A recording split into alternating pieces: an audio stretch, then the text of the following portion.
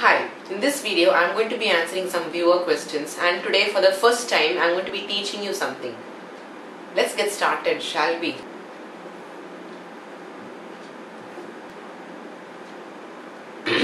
So the questions I am going to be answering today are: how much do all my parts cost and where do I get them? And what do you need to start electronics? So today I am going to teach. Oh God, please.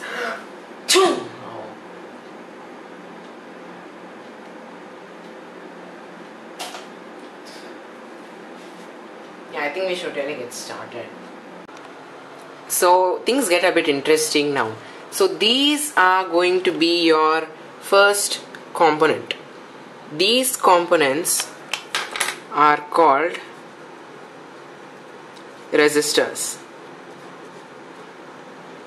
And just like the name suggests, they resist the flow of electric current. The resistance of these resistors is measured in ohms and not the ohm type ohm. No, not this one. It's the OHM type. And the symbol for resistance is this, the Greek letter omega. So resistance is measured in ohms. For example, this resistor is 1 ohm.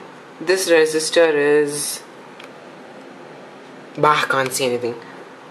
22 ohms. And this resistor is 1 ohm. That is 1 mega ohm or 1 million ohms. Why these resistors differ so much in size is because of the amount of power or heat that they can dissipate. This one is 1 by 4 watt. This one is a half watt. And this one is 5 watt, so they can dissipate lots of heat. So this one is used for high power applications. Now the people, instead of using all those units, they just say 1K or 100K, or 1M or stuff like that. K just means 100 kilo ohms, that is 1000 ohms. And for values below 1K, they just put 999 ohms or 220 ohms or... So all you have to remember is this is the circuit symbol for a resistor, and usually the resistance are just printed next to them, or it's just labeled as R1 and you'll be getting the value somewhere else. So congrats, you successfully learned about your first electronic component. And now these are an assortment of the second most common type of electronic component found in any circuit, capacitors. To understand how they work, let's go directly to the circuit symbol. I'll show you the types later.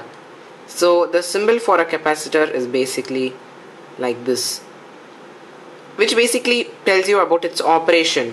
A capacitor is basically a device that stores, I've been using the word basically too much. So a capacitor stores energy in the form of a electrostatic field. So for example, if you apply a positive voltage here and a negative voltage here, all positive charges accumulate on this plate and negative charges accumulate on the other plate, and they attract each other, so they stay on this place. And now this gap is actually an insulating material. So this is basically how a capacitor works. Now what are they used for? Capacitors mainly are used to store energy for various applications. They can also be used to create accurate time delays for timers and all that sort of stuff, but basically you can use them as energy storage or even power filtering. Sometimes in case you have a very noisy supply that goes like this, maybe you can get a nice smooth filtered output like this. They are used to remove DC signals from AC. Let me not confuse you too much. This is a assortment of capacitors. First I'll be talking about this one because it keeps running away. Now this is a high voltage capacitor that says 350 SV, which means 350 serial voltage, or the voltage which it can withstand maximum, and 160 micro F.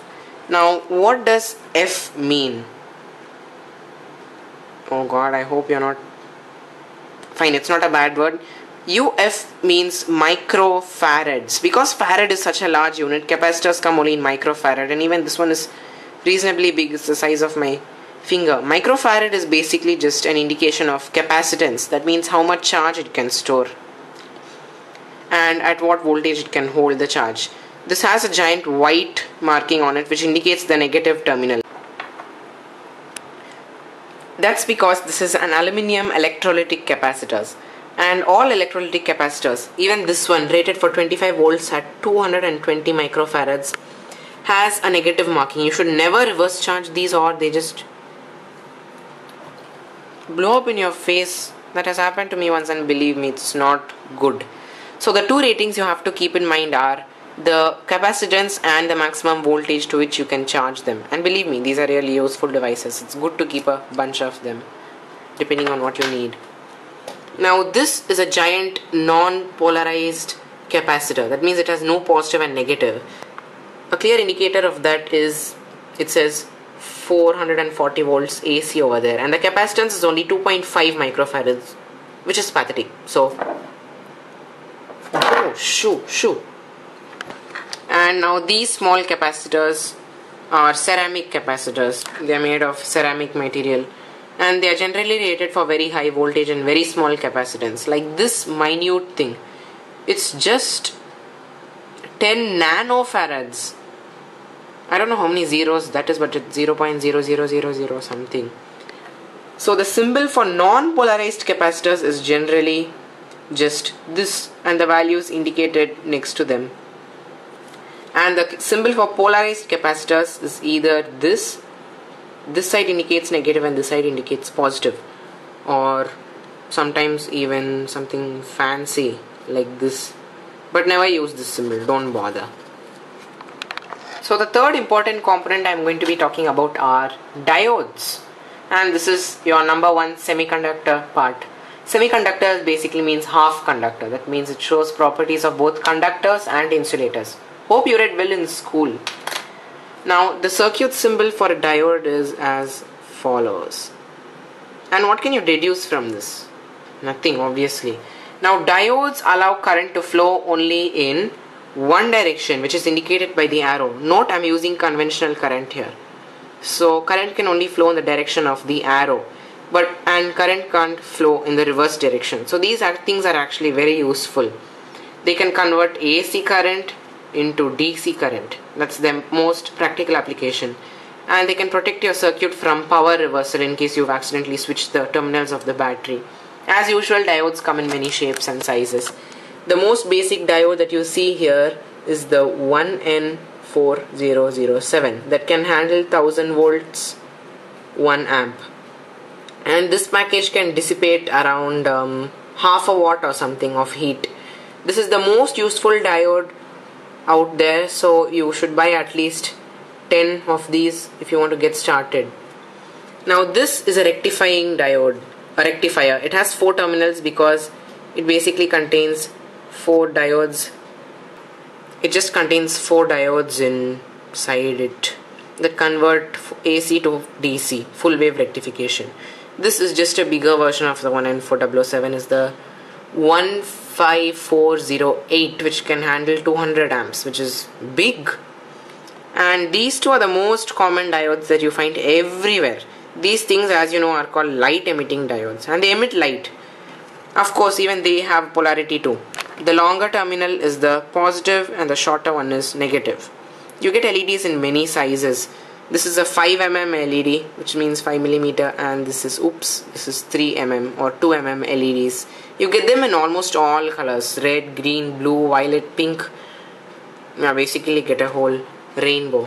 Now even this tiny little thing is a diode I took out of a camera flash charger, 1/8 of a watt, and this is a diode that you will find in remotes. It's an infrared diode and it emits lights in a in a spectrum that we can't see. And now you have reached the most important part of this basics video. These components form the building block of every single electronic circuit that you see around you. Your phone, your iPod, I mean this phone, your cameras and everything. What these are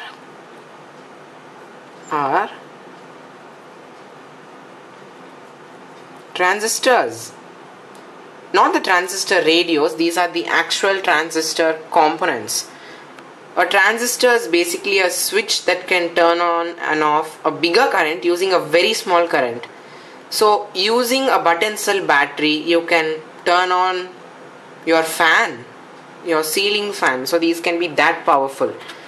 Now there are 2 types of transistors. The first type is called NPN transistor, and the circuit symbol looks something like this. There are 3 terminals, as you can see. This part is called the base, this part is called the emitter, and this part is called the collector. Using conventional current, as usual, the collector collects current and the emitter emits current. So there you have it, positive to negative, according to this arrow symbol. Now normally current can't flow through this unless there's a small voltage at the base. That is the most fundamental thing about this transistor. Using a small voltage here, you can control a large voltage here. Note that this is an NPN transistor. That means the base needs a positive voltage to turn on the load, which is the device attached. And the collector should always be positive and the emitter should always be to the negative terminal of your circuit. And transistors look something like this. This is the TO220 package. Don't confuse yourself. This is a tip 31 transistor. I don't think you'll be needing this for your hobby projects. And this is one of the best small signal NPN transistor. It's called 2N3904. So you should get a bunch of these transistors, 2N3904. They are very useful. So collector, base, emitter, these are the 3 terminals of your transistor. They are really useful. Believe me, you'll be needing these a lot. Now the second type of transistor is called PNP, and the circuit symbol looks something like this. Note the direction of the arrow. This part is called the emitter now. Always the part with the emitter is, the part with the arrow is called emitter. This is the base and this is the collector. As usual, using conventional current, we can find out that current flows in this direction from the emitter to the collector. So emitter, collector, base. Because this is a PNP transistor, the base needs a negative voltage to turn on the load. The emitter should be connected to positive and the collector should be connected to negative. And that's basically all you need to know about the most fundamental component in electronics today. Now you must be wondering, how the hell do we use transistors? So I'm going to show you a very simple circuit using an NPN transistor.